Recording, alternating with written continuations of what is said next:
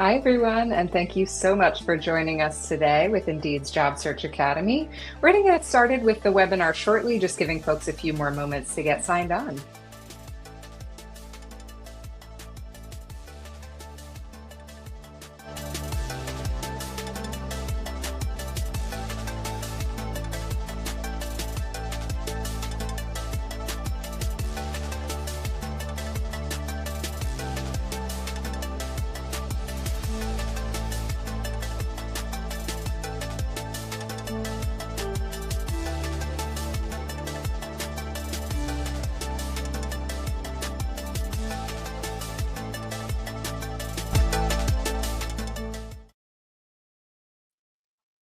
Hello again, and thank you so much for joining us today. And welcome to New Year, New Career Planning for Your Next Chapter, brought to you by Indeed's Job Search Academy.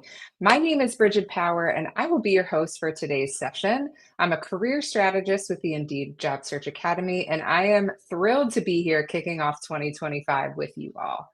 The beginning of the year is a great time to kick off the job search, to explore new career options, and we're here to help you do just that. So I'm giving, first and foremost, a special welcome to those of you joining us live on YouTube and LinkedIn. We're excited to hear your comments, your questions, and look forward to giving you lots of tips and tricks today.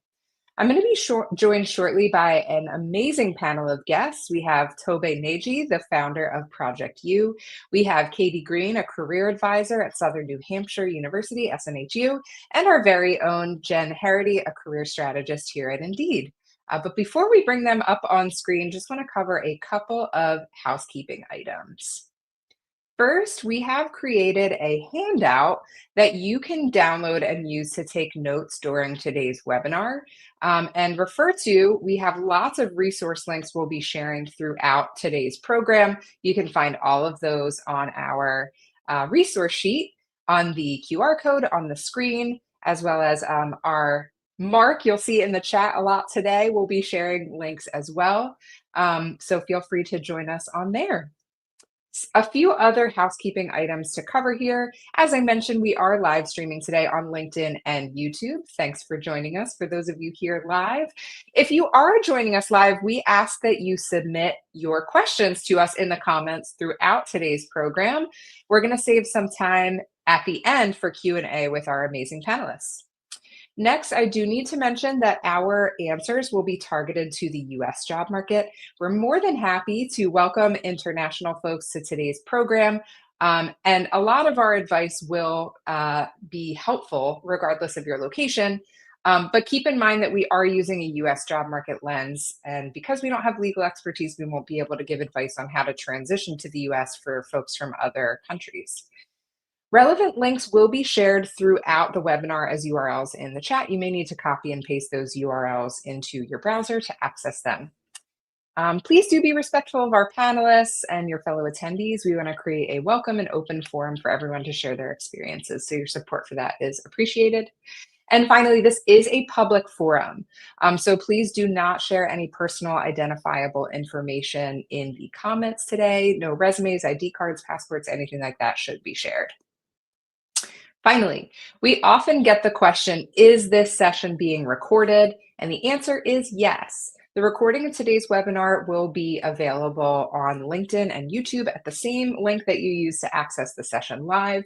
And within the next 2 weeks, we'll also post it to our Job Search Academy website if you want to view it there. That's it for housekeeping. Next, I want to welcome our panel, and I'm going to start with Tobe.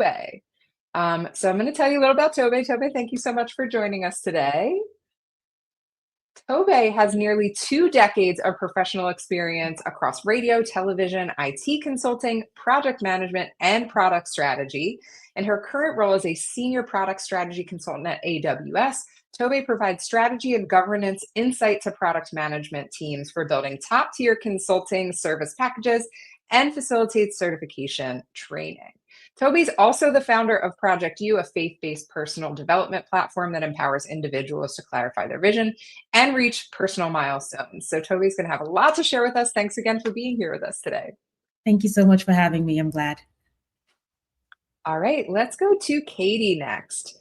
Katie Greene has worked in higher education for several years with an emphasis on career development.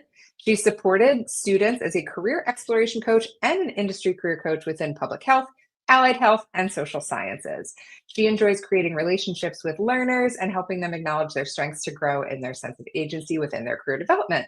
Katie emphasizes the ways in which career development is nonlinear, which I'm sure all of us can relate to in some way, shape, or form, and the ways that one's career management can impact career growth at any stage. Thanks for being here with us today, Katie. Thank you, Bridget. It's a pleasure to be here. And last but not least, we have Jenn Herrity, who is a career coach at Indeed with over 15 years of experience working closely with people in all stages of their career and job search. And as the Senior Program Manager of Content Marketing here at Indeed, Jenn leads the creative strategy for our YouTube channel. And you may have also seen her as one of the hosts of our job search and career development podcast, Job Search Stories. We're going to drop the link to our Indeed YouTube channel below for you to check out more of our content and check out Job Search Stories as well. Thanks so much for being here, Jenn. We're so excited to have you. Yeah, thank you for having me. I'm really excited to be participating with Tobe and Katie. Just a lot of great information ready to be shared. We can't wait to hear it. So with that in mind, let's just jump right in. And I want to talk about how to kick off the job search first. But before we do that, I wanted to mention that one of my favorite things about working here at Indeed is just the variety of job seekers that we're able to serve. And so I know that some of you attending today's program are maybe just kicking off and looking for your first job, while others of you maybe are later in your career, more experienced and just looking to make a change. Some of you here may have been job searching for a while and are sort of getting stuck in that process, while others might be looking into the future to make a career change. So no matter what your story, no matter what your reason, we want to make sure that the tips and tools that we share throughout today's program are going to help you to make progress. And so to that aim, since we are kicking off a new year, I wanted to share that I have been really nerding out on doing some research into the job market, and 2025 is sure to be an interesting year. And for those of you who are starting your job search now, January does tend to be a time of year where we see an uptick in job postings, so we're hoping the same is true this season. I do want to know a few trends, and we're going to share a link to Indeed's much larger report about the state of the job market for those of you who are research nerds like myself, so you can get familiar with what's going on. But I wanted to mention a couple of things. So first and foremost, the past couple of years in the job market have been really in flux. And so we've seen a few sectors have actually declined the amount of job openings that we have available, since some people actually overhired during the pandemic and they're still working on correcting that. But on the flip side, there are always industries in growth. And so you may see more job postings than before in healthcare, government, and the trades. The other major trend that I wanted to note is that, of course, we all hear about the impact of AI, right? And AI may well have impacts in the job market as well, of course. While a lot here remains to be seen, one thing is for sure: new technologies always create new types of jobs that we've never even heard of before. And so in other words, people with AI skills are likely to be in high demand in the years to come. So if you are someone who has not played around with AI tools yet, if you have been kind of sitting back and waiting or not so sure about how to use them, we are going to encourage you to use AI tools as part of your job search as a way to practice. And we're going to share some great ways to do that throughout today's program. So as I mentioned, if you want to dig deeper, those were just a couple of notes. Check out our link to the Hiring Lab from Indeed's 2025 Hiring Trends Report. So let's bring it back to our panel. I want to summarize by saying, what does this mean? If you are here watching today's program, you are in the right place because you are ready to get strategic about your job search. So let's do just that. And I want to jump in to ask our first question from the panel, which is, where should we begin when we're kicking off a job search? What are the best ways to get started? And I want to ask Katie first, if you don't mind sharing. Sure, it's a great question, and that's a big question. So I'm going to try to kind of filter it down a little bit. Oftentimes, I think we can get stuck on particular job titles that we are trying to figure out what's the right job title for me, or we have no idea and that's just so overwhelming. So instead, I like to pivot with this question and say, let's focus on skills and the skill development that we can have some sense of agency over. And so I would pose the question to you to make sure you ask yourself, what are some skills that I currently enjoy using in my job or that I've enjoyed using in previous positions? And what are some skills that I want to be cultivating in the future and further developing? If you can answer that, you then have more ownership over your own career development in the here and now. And so I'll provide just a few examples.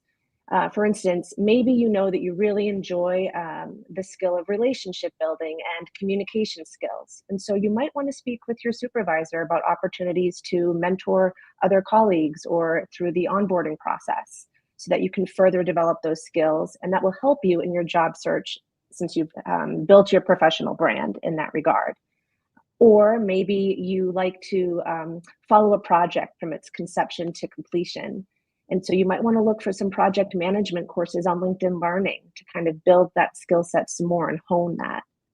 Or lastly, maybe you've noticed your own company or maybe a company you're interested in is using data analytics more intentionally and frequently. And so you might want to consider completing a certificate to upskill and bring that particular strength to your job search.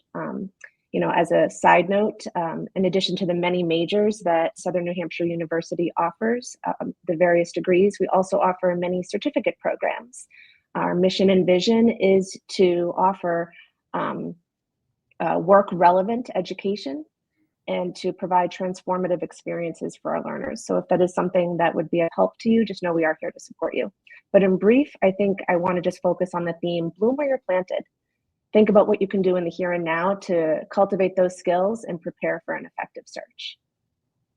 That's an amazing place to begin, Katie, because I think a lot of us, when we're looking for a job, the first thing we're going to do is just start by looking at job postings, start by sending out the resume. And you're really talking about how can I use wherever I am right now, bloom where I'm planted, think about developing those skills in my current situation if I'm currently working, so that I have more to talk about as I am moving into that job search phase or concurrently, of course, with the job search as well. Thanks for sharing that. Tobe, I would love to hear from you next. What other ideas do you have of how best to kind of kick off this job search process? Well, yes, I'm gonna piggyback on what Katie said, right? Sort of that honing in and identifying what your skills are and what skills you want to grow into. But then another question that I think is important to ask yourself is, why are you searching for a job? Are you searching because you're trying to improve your income, or are you searching because you're looking for career fulfillment? If it's income-based, okay, how much are you trying to earn, right? So becoming very specific about the goals you're trying to achieve within your job search helps you zone in and refine yourself. So you're not just out there clicking on every job opportunity there is. You're clearer, you know what skills you're trying to transfer, what skills you want to leverage in your new role. You know how much you're trying to make. You can then target roles that give you that scope. If what you're looking for is more job fulfillment, that's great. What exactly does work fulfillment look like for you right now? In the example that Katie gave, if you're a person who enjoys relationship building and you're mentoring people, so after mentoring people right here, if you want to move on to the next thing in your career, what does that look like? Are you looking for roles that allow you be a people manager? Are you looking for roles that will allow you be a customer success manager, right? So knowing your skills and knowing your purpose for that job switch at that time would help you zone in on exactly what you're looking for, and would also help you approach job interviews and negotiations from a place of confidence, right? Because you know exactly what you're looking for, and it makes it easier for you to navigate. I love that. Yeah, this idea of really picking a direction to go before you start rowing, right? Because, again, if we jump straight to action, we don't always know what we're looking for. And so the energy can get scattered in a lot of different directions. And then writing a resume or telling a story, like you said, in an interview gets harder.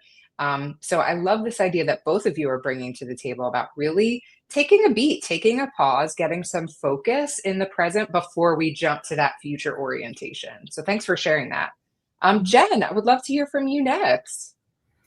Yeah, I mean, I am just going to plus one and build upon this, because the self-audit is probably the most important step, right? And that's everything that Tobe and Katie have talked about, which is, looking at skills, looking at your goals. And I really like to use the framework of a needs versus wants assessment.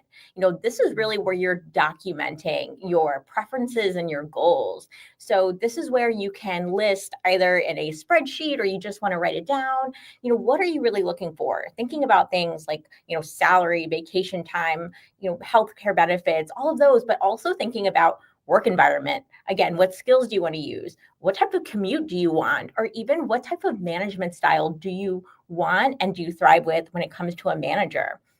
And so once you have all of this documented, that then becomes your priority list that you're going to be able to use and reference as you're looking and evaluating job opportunities. So it really becomes your guiding light. And for those who might be struggling to think about what roles they could even look for, let's say you're looking to transition, or you're even looking to evolve, but you're trying to understand what is that next step or what could it be. I am very much a proponent for using AI to do this. I think ChatGPT is a really great tool because it is free and it's so widely accessible, and it can be really valuable as part of the career exploration process. So there's a few different ways that you can shape prompts. If you're using a tool like ChatGPT, a very simple kind of beginner prompt that you can use is something like, based on my experience, either in a particular role or, by listing skills, what career paths could I explore? Or you could even ask the AI to suggest job titles that are going to allow you to best utilize the skills that you're looking to focus on. But for some really, I would say, detailed responses from AI that might yield greater results for you, you can use follow-up prompts or like multi-layer prompts and set some context. Ask the AI to put itself in the position of a career coach with many years of experience. Upload your resume and ask it to analyze your skills and experience, and then create a list of roles for you. You can also tell it to include lesser known job titles that maybe you wouldn't have even thought of, and tell it to explain why. What on your resume made it suggest this, so that you can really see the kind of thought process behind it. And then as a follow-up, you can then build upon it and ask it to identify gaps. What would you have to enhance to make sure that you're best fit for this role? So a lot of really great ways in which you can use these free AI resources to kind of help you and guide you through this career exploration phase. That's amazing. Yeah, I think some people who have used AI in the job search maybe have dabbled in like looking at your resume a little bit. But really, it can be super helpful in those initial steps of thinking through what job opportunities even exist out there in the world. And like we talked about, the future being unknown with AI, of course, we're going to see all sorts of new job titles and job types that nobody is going to be an expert in at this point. So just kind of staying up to date on how your skills and your story align with future possibilities is an amazing way to kick off this job search process. I love that. All right. So now we talked a little bit about getting those first steps figured out and how to do some digging in on the front end. I wanted to remind folks that we do have a handout. If you joined us more recently, we have a handout that lists out a ton of resources for your job search. So you can scan the QR code on the screen or use the URL that's coming through the comments here to access those resources and take notes throughout today's session. Also wanted to throw the reminder out there, we are getting some great comments from our YouTube and LinkedIn live streams. Want to encourage folks to send us your questions, since we will save some time at the end to get more expertise from these panelists on just those things that you're curious to learn more about.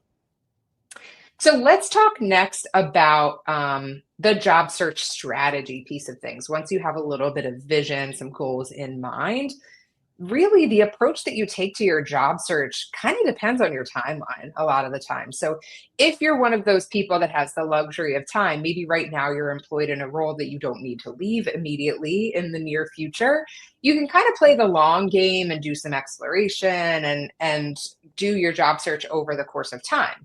But I know that some of our viewers on today's webinar are currently unemployed, or maybe they're in a role that they're really, really unhappy with and want to leave in the short term. So they're looking for their next opportunity like yesterday. So let's share some advice for folks who need to find a job quickly. What are your best tips or hacks to make the job search quicker and easier once you have a sense of the direction that you want to move in? And I'm going to send it to you first, Jenn. Yeah, when we're thinking about a hack, like what is that day of the week that's going to ensure that you're at the top of the pile, right? That a recruiter is going to see your application first and foremost, rather than focus on a single day. Really think about a time frame within the week. There's a lot of research that shows Monday and Tuesday specifically are strong days, but I've even seen some that extended through Wednesday. So you really want to aim for earlier in the week. And this is really because, when you think about hiring manager and recruiter behavior, they tend to be reviewing applications and scheduling interviews at the beginning of the week. So if you're applying early, this could increase your chance of your application being seen promptly and give you a better opportunity to stand out amongst the other candidates. And if you're applying early in the week, again, that's a good way, like I said, to make sure it might be at the top of the pile. So, thinking about when a hiring manager is most active in their review process, the earlier really is the better. That's a great tip. And honestly, not even something I knew about before, even with as long as I've been doing this work. If you are somebody who's using Indeed in particular, there are some great ways to use filters to look at roles that have been posted more recently also. And so we definitely encourage the use of filters on the Indeed platform to help you see those roles that are posted most recently and with the employers that are, most likely to respond. We're going to share a link in the chat here about some additional advanced tips to find your job quickly. But I love this hack on the early days in the week and just kind of making sure that you're applying regularly and quickly when you see a role going up. Awesome. I want to send it over to you next, Tobe. What are some other ideas of how to get this jump started? Yeah, so I like what you said about regularly and quickly, right? So something that I did the last time that I was out trying to find a job was I would look on to see how long that opening had been out there. And if it had been out for a few days, a week, I would make sure that I'm putting in an application very quickly for it. But then beyond that, you also want to tailor your resume to those roles, right? What are the skill sets that they're looking for? Are those skill sets that you have? If they are, and somehow in your resume, they're not highlighted, then take a little moment to highlight those skills across your different jobs and your different experience points and make it become apparent. Soft skills and hard skills are necessary for most jobs these days. So I know that there was a time when, folks were very focused on the hard skills and then it became the soft skills and now it's back being the hard skills. Do both, right? Make sure everything is as apparent as possible within your resume as you send out those applications. But then I also wanted to touch a little bit on the mindset with approaching the job search. Brighid, when you were speaking, you mentioned two categories of people. Some people who are already in a comfortable place and they're just, looking for the next thing, and those who are currently looking for something yesterday. I think that if you fall into the second category of looking for something yesterday, then you want to have two different mindsets with your job search, right? You want something that is the thing, that big piece of meat that you want to bite your teeth into, that thing that, positions you for your long-term career and your long-term goals. But then you also want to have something that is short-term to allow you start, in a sense. If you're currently unemployed, think about short-term roles, things that are not exactly what you want, but don't necessarily derail you completely in your career, and things that you can get a little bit quicker. And then perhaps start there, right? One thing I always say about being currently unemployed is that it can be very stressful when you're thinking about, where is the next paycheck going to come from? So if you're in that situation, please adopt a dual mindset, right? Think about the short term, but then as you go into the short term role, also remember that that is not your goal, right? That's just the thing you're doing right now to help you tide over so that you don't get stuck in your short term role and then have to do this whole cycle of not being satisfied with your job. So get that thing that's short term, have a mental timeline for how long you're going to experiment with the short term, and still keep your eyes on your long term so that you get something that's necessary right now for you to get by, and then still position yourself to approach your big picture within a timely fashion. That is a great strategy. And honestly, not one that we hear about enough, right? I think there's a lot of commentary out there about finding the perfect role, the dream role, and really kind of that big piece of meat job that you're talking about. But in some cases, if you're not currently employed, or if the place that you're working now is just not a place that you can sustain in any longer, it is okay to find a short-term plan to really get yourself through the immediate, so that you can be in that category of people who can job search and think about that longer term goal with a little bit more time on your side. So I think that's an excellent way to really frame a mindset going into this process too. Katie, I want to hear from you as well. What are some other ways to kind of get this process started quickly for those of our job seekers who need that? Yeah, absolutely. Some great comments already. So I'll just briefly speak to the resume. I just wanted to add that I want to remind people that sometimes, or oftentimes, less is more on a corporate resume. Federal resumes is a different beast, but for corporate resume, just remembering that sometimes it's important to remove the unnecessary information, because we want this resume to quickly get through the applicant tracking system, and then when it hits the eyes of an actual hiring manager, that's when you really want the person to only see the relevant skills that Tobe was just mentioning. And so hopefully, as a hack, that would help you more quickly get to the interview stage, unless you're submitting a resume that's just too much. However, a sort of a hack I'll just offer is my perspective on what I like to call the macro to micro approach.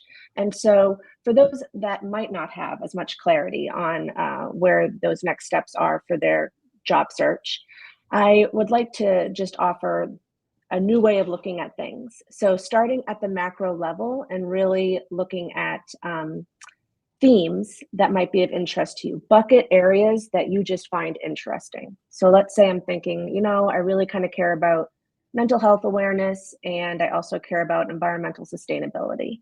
Okay, those are my two big buckets. And then you're going to filter down and do what is magical. It's called a Google search.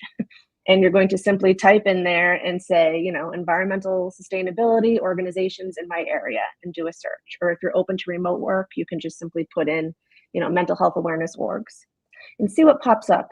Just be a sponge, soak in the information without trying to project a career onto it. You just want to read and see, does the mission and vision of this company interest me? What are they doing?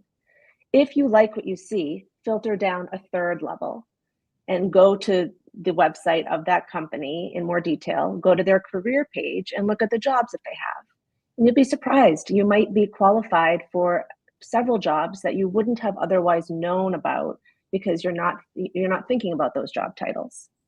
And if you were to apply to those jobs, you're now applying to an organization that you believe in, that you're interested in, and you are, skilled at the job that you're applying to. So that's a macro to micro approach that might free some people in their approach to a job search.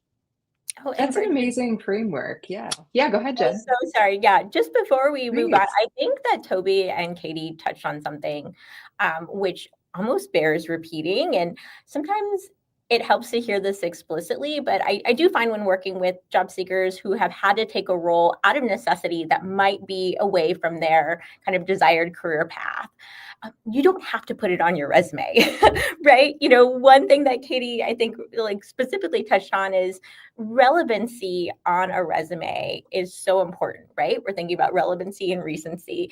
And so for those opportunities that maybe you needed to take, and that has allowed you to continue your job search for what you're truly looking for, there is no need to put it on your resume, right? You are then able to talk about in its place, what have you been doing to stay up to date in your industry? Have you been attending workshops? Have you been attending, webinars and meetups? How are you staying fresh? So I think sometimes it's hard to remember that a resume is a marketing document. It's not a comprehensive listing of your work history. So you know what, if the job that you're currently in or you had to take isn't setting you up to highlight those skills that you're wanting to use in the next role, really pare it down. And you may find that you don't need to include it at all. That's an excellent point, Jen. And again, no shame whatsoever in taking roles that aren't kind of in that ladder formation from what you had envisioned before, right? We've all had career pathways that take us in directions we never would have expected, sometimes in response to circumstances we couldn't have foreseen, like a layoff, sometimes in response to just a need to make a move quickly. And I love that advice. Also, keep in mind with resumes, this is kind of harkening back to Katie's point earlier. Maybe you're in a role that doesn't have anything directly to do with what you want to do in the future, but there might be some opportunity to take on a project or to support an initiative that you're excited about that sits outside of that primary role. Those are things you can include on your resume as well. I have an old colleague who I worked with in a career center who was a photographer on the side and had a photography resume. And maybe once or twice a year, he took photos at our events. And that's what he included on his photography resume. He didn't talk as much about the career coaching, right? So kind of framing the experiences around what you want to do in the future and trying to create more time when and if you can to do those things that you like to do in your role and that set you up for future success is another great option. Amazing. Thank you so much for contributing here. We're going to move on to our last core topic of today. But before we do so, would love to encourage folks to continue keeping your questions coming through the comments on LinkedIn and YouTube. We have some amazing ones lined up that I'm excited to get to here in a moment. But our last question here is really around this long-term career strategy. So let's say we've taken the first steps to assess, we have our short-term needs met. So now we have a little bit more capacity to think about what's coming after that. So let's talk about working towards longer career strategies. What are some of the best ways to really advance yourself towards that long-term goal? I'd love to start with you, Tobe, here. Yes. So I'm gonna just, if there's anyone here who is an Amazonian, they're probably used to this, right? You got to think about what the end goal is and then work backwards. So I'm going to throw the question back.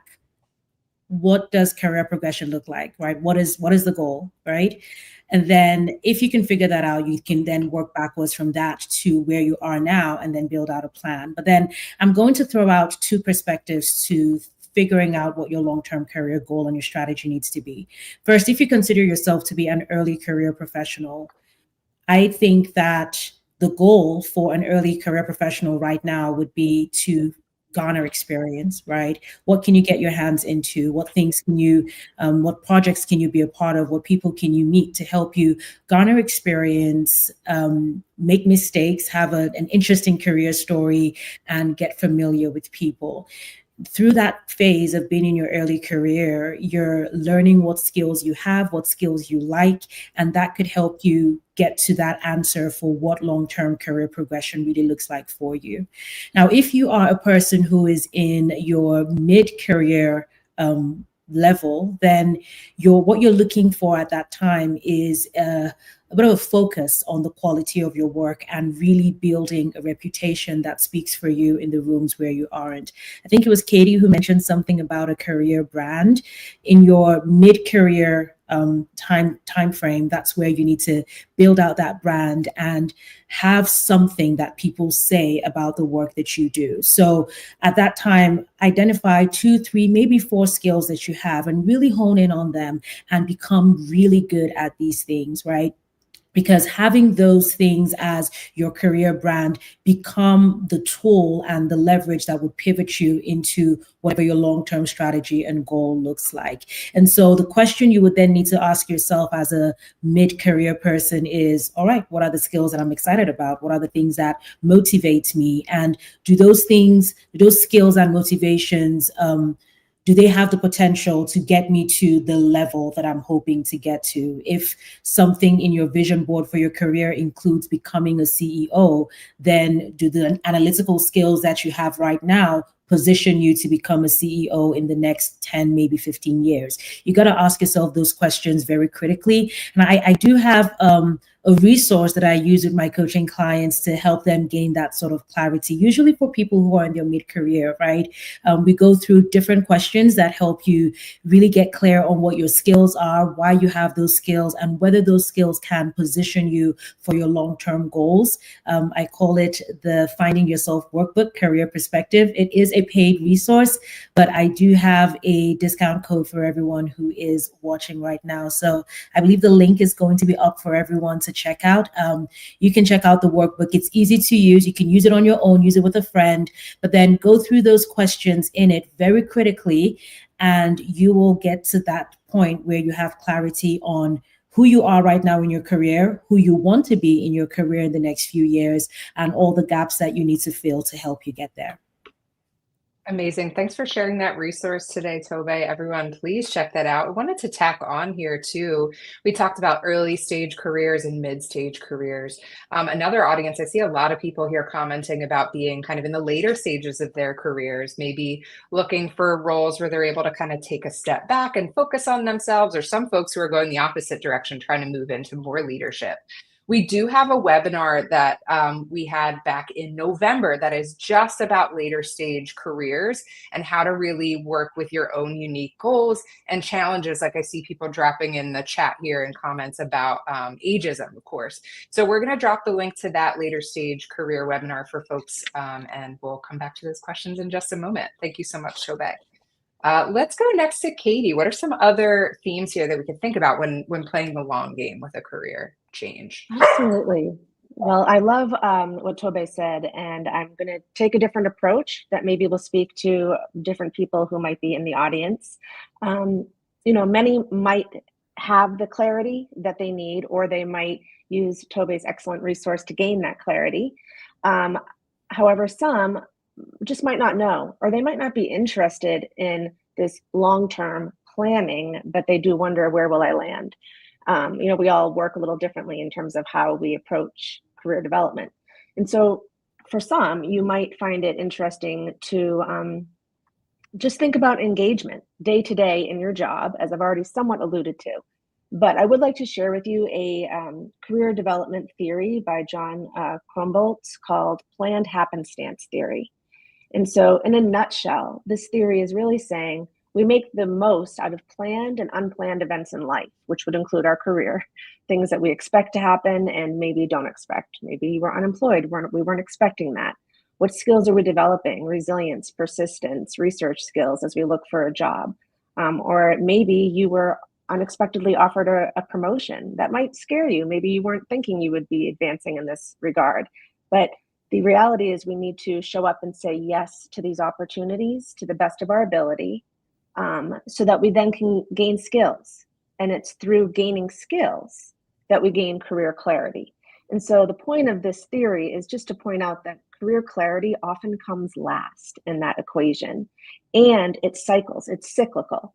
So you might become the CEO, like that was mentioned previously, and you thought that was what you wanted, and you do enjoy it, but you're gaining new skills as a CEO, and you realize some things you like and some things you don't like. But all of a sudden, through that engagement in the job and gaining those skills, you gain further career clarity. So I just want to pose to you that end game, I'm not sure there is an exact end. And in this world of work we're in now, when we know that people change jobs several times in their working life, and sometimes they change careers 2 to 3 times in their working life, I would just really emphasize the engagement and that planned happenstance theory. Don't be passive, look for opportunities, but show up, say yes, and grow. I love that, which is why planned happenstance is like my favorite career framework out there, right? You can't always know. And most times we don't know what's next. So sometimes it's just about exploring, being bold, trying things out, taking that class, going to that event, reaching out to that person, and allowing yourself in some cases to fail or to hate something, right? Because that's just as helpful to your future career as something being amazing or going well, right? Because you're learning something from that. Thank you for sharing that framework. All right, we are going to go next to Jenn. What are some other ideas for this long game with the career search?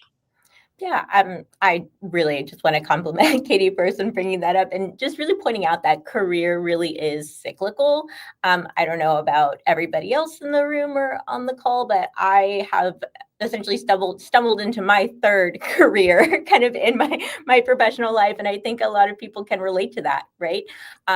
Just from saying yes to opportunities and I think putting yourself out there. Sometimes, you might step into a direction that you're not necessarily sure if you can do, but just taking that risk and relying on your skills can really put you in a position to grow when you weren't even trying to.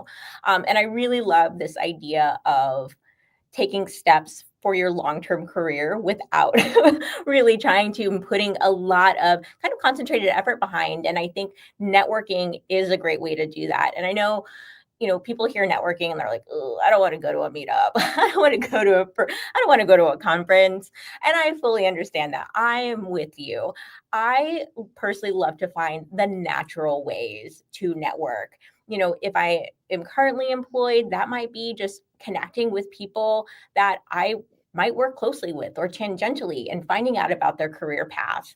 I think one of the best ways that I've been able to effectively network is really just even by volunteering on causes that are meaningful to me outside of my work and connecting and building relationships with people that I would not have otherwise met, because that's really what networking is. It's about building relationships, and it really is about the long game. And so it doesn't have to be intentional for it to be an efficient career and job search strategy for you.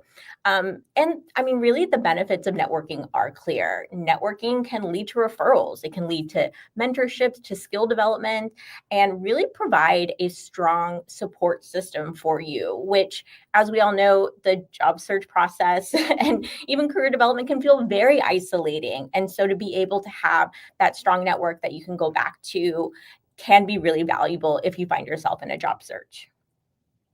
Amazing. Thank you for debunking this idea that networking needs to be formal or scary, right?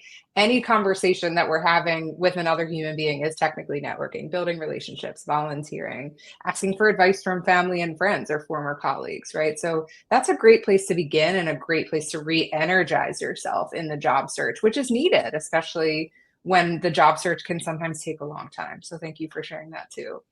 Our conversation has been super informative so far. Hopefully you all who are attending live, watching the replay, are getting lots of tips that are helping you moving forward.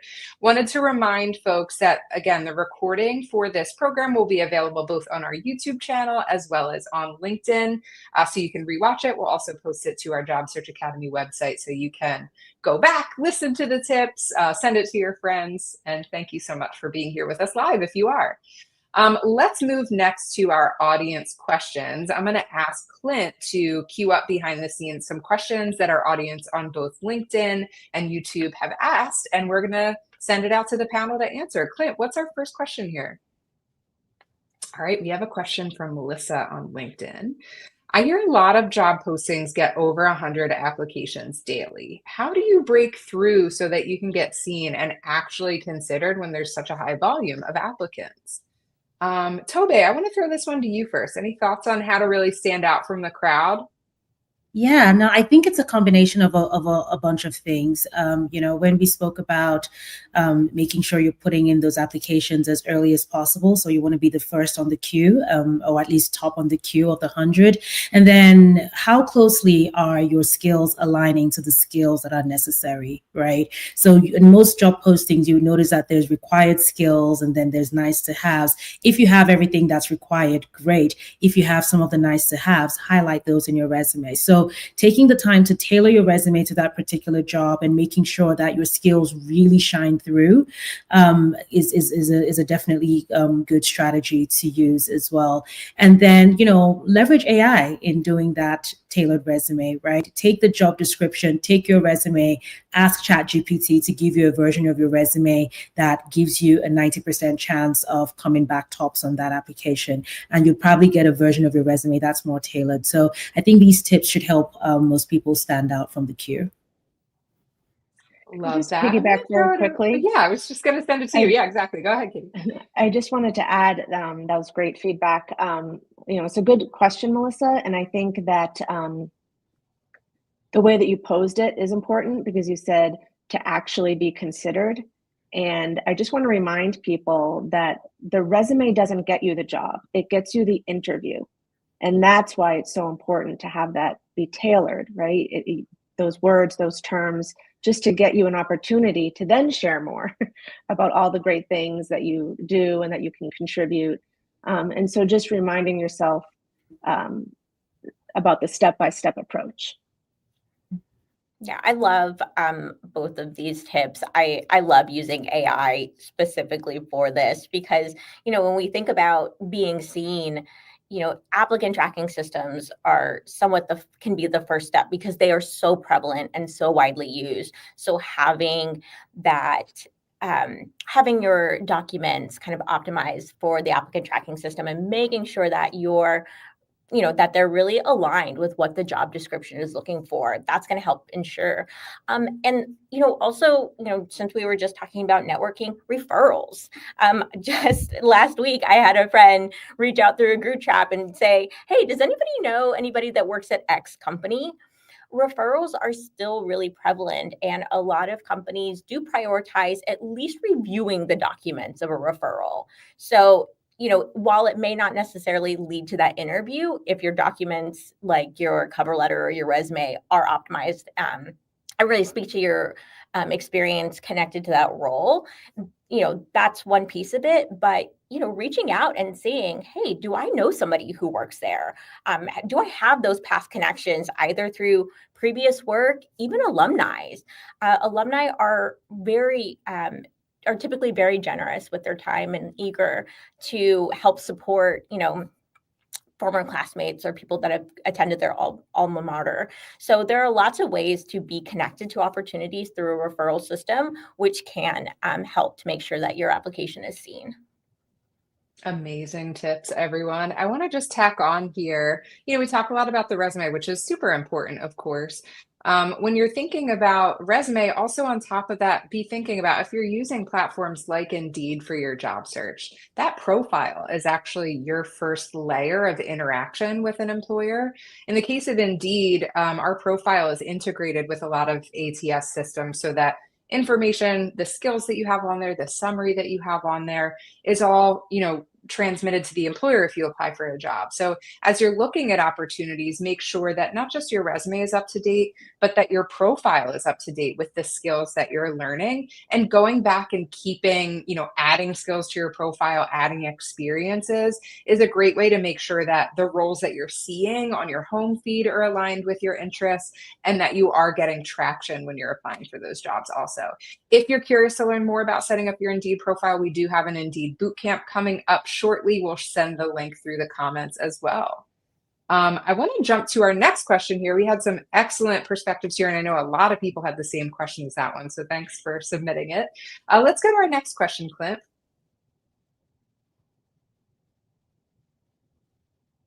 And we'll be getting that on screen in just a moment. I know we have questions coming in from both YouTube and LinkedIn. So this is a YouTube user question.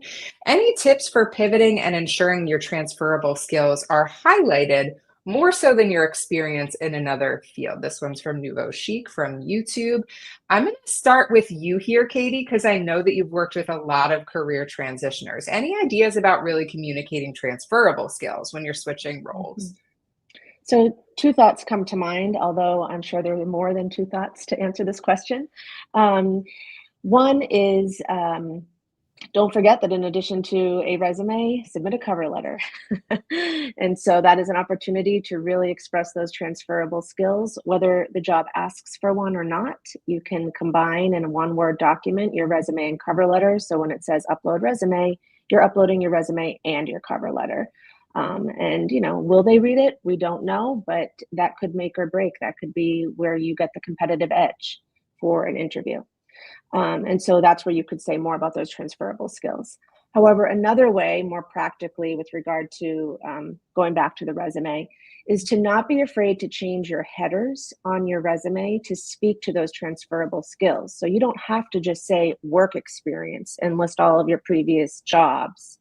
You could use one of those skills. So for instance, let's say you have transferable skills within operations, some sort of operations management. You could put operations experience as the header, and then list a job that you've done, or maybe something that's related to volunteering, where it wasn't a job, but you're just saying it's experience. You're not calling it work experience.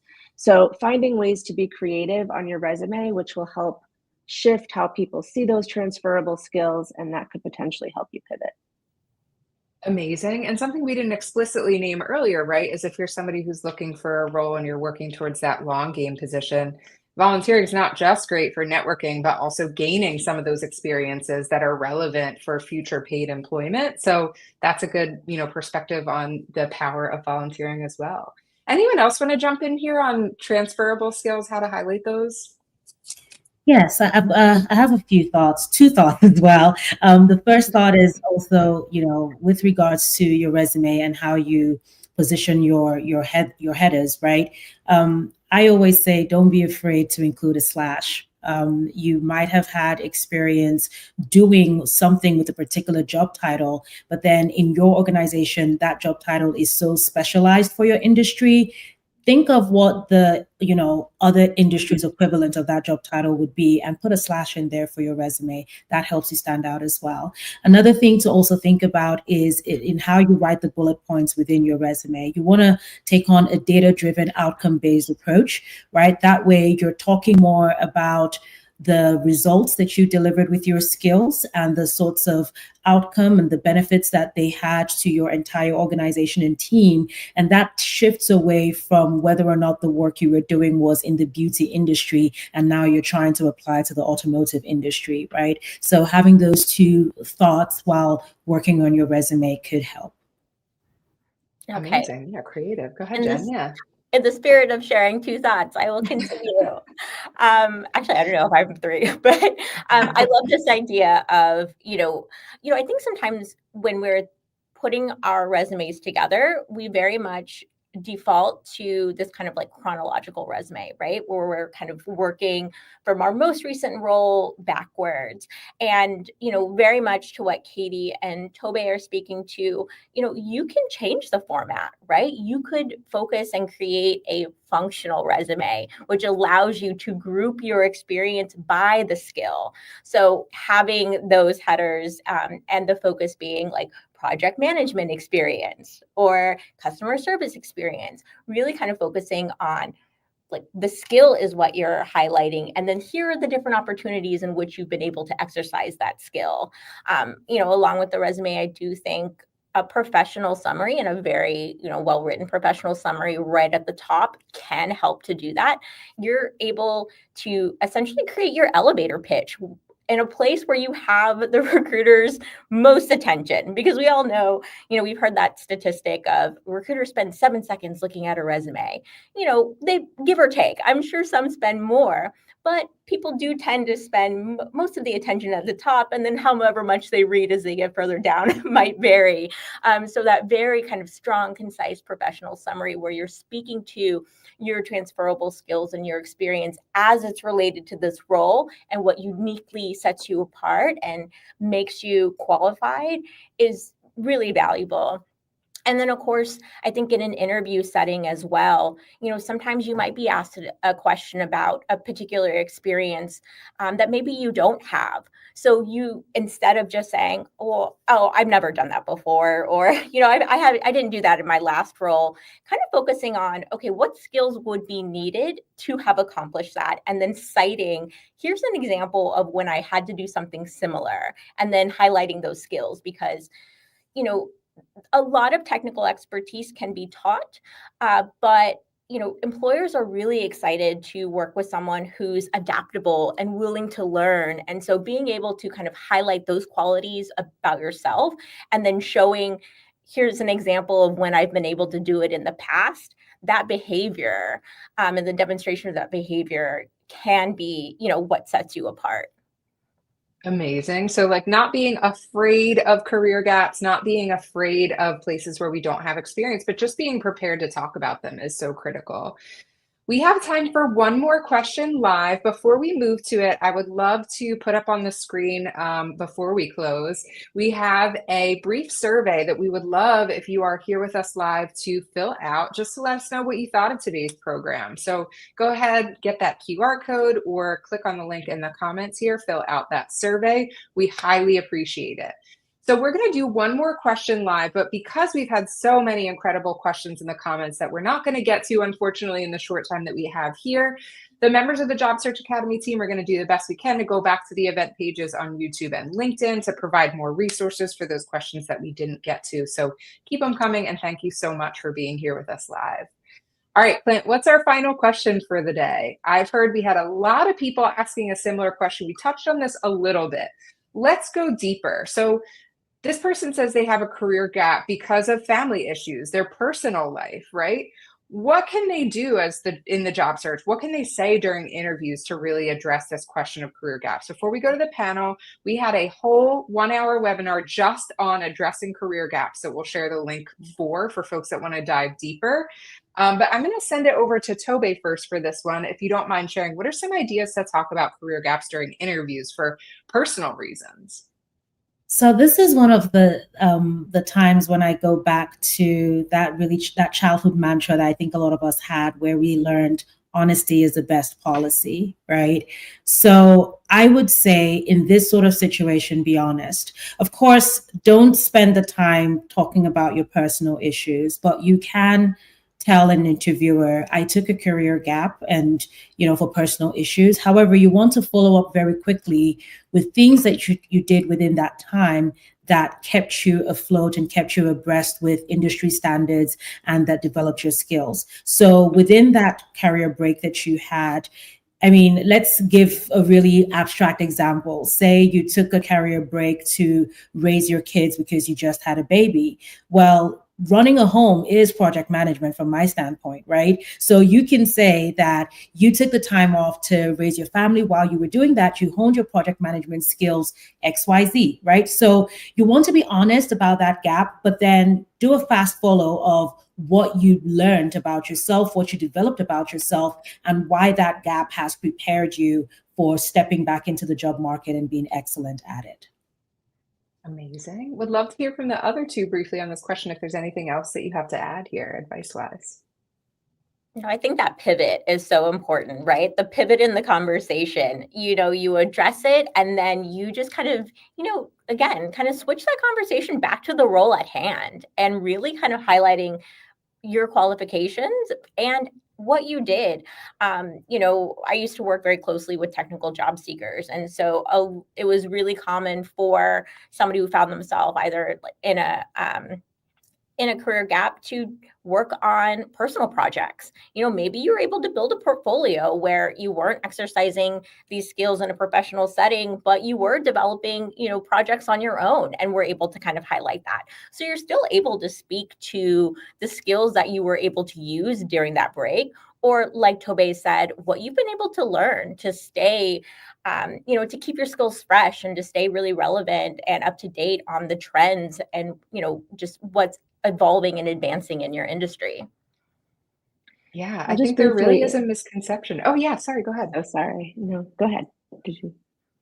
Oh, no, I was just going to say, I think there's a misconception that career gaps are, rare, but so many of us have them, right? So also just being aware that this is very common. And so it's not something to be afraid of or to feel like you have to hide either. And sorry, go ahead, Katie. No, that's great. I'll piggyback off that. I was just going to remind people that, remember, an interview is a two-way street.